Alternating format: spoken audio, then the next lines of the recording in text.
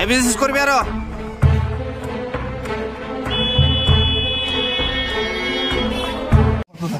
করবো আইসা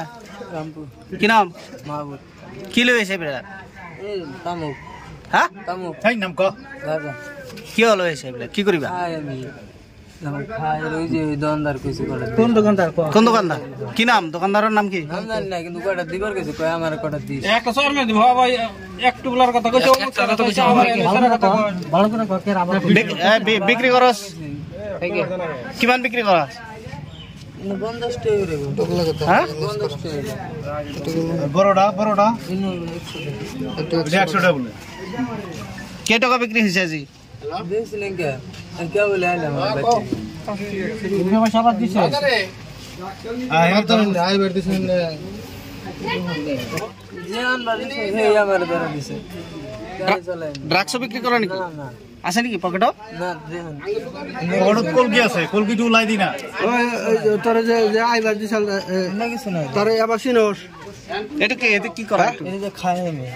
বাবা চিনে ও কি করে বিজনেস আরো করবে নাকি হ্যাঁ ক কান্দর হ্যাঁ ওটো তাৰপিছত আমি আহাতে আৰু বহুত কেইটা ল'ৰা আহিলে ল'ৰা অহাৰ পিছত তাৰমানে আমি নিজে লগে ভাগে খুজি কিনে আৰু বেগটো ওলালোঁ এতিয়া ধৰা পৰিছে প্ৰশাসনক আমি দি দিম উচিত ব্যৱস্থা ভাং বিক্ৰী কৰিব আহিছে ইয়াৰ ঘৰ ৰামপুৰত আৰু আনছে বোলে জনতা বাজাৰৰ অহাব সাধু বুলি নাম কৈ আছে উচিত তদন্ত হ'ব লাগে আমাৰ ভাং ড্ৰাগছ আৰু আমি সদায় এই ইয়াৰ বিৰুদ্ধে লাগি আছোঁ আমাৰ গাঁৱৰ মানুহ আমি সকলোৱে যুৱক চাম সচেতন ইয়াৰ উচিত ব্যৱস্থা হ'ব লাগে আৰু তদন্ত হ'ব লাগে আৰু ক'ত কি আছে প্ৰশাসনক মই অনুৰোধ জনাম যাতে বস্তুখিনি উদ্ধাৰ কৰি এই ভাং ড্ৰাগছ আৰু মদ এইখিনি বন্ধ কৰিব পাৰোঁ আমি মোৰ সন্দেহ হৈ আছে যে ই কমপ্লিট নিচাৰ লগত জড়িত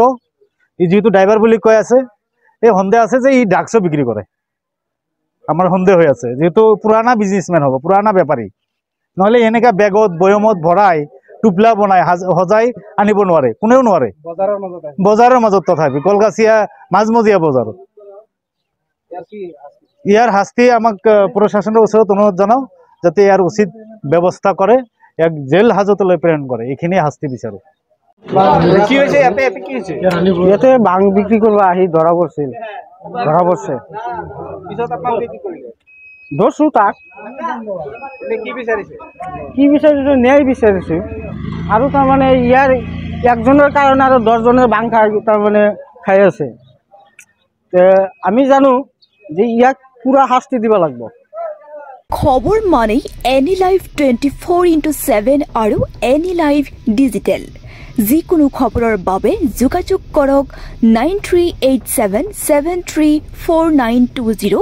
আমাৰ এই নম্বৰত।